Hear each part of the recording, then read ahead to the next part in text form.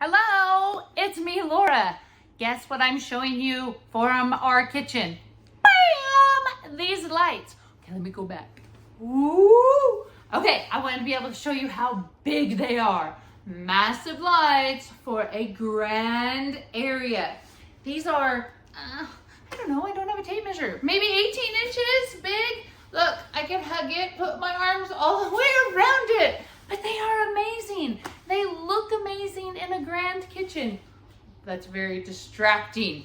They have light bulbs. You can change them out to however you want them. We like the warm red Edison light bulbs. So they just put a glow in the kitchen, but enough for the cooking or anything else that you need.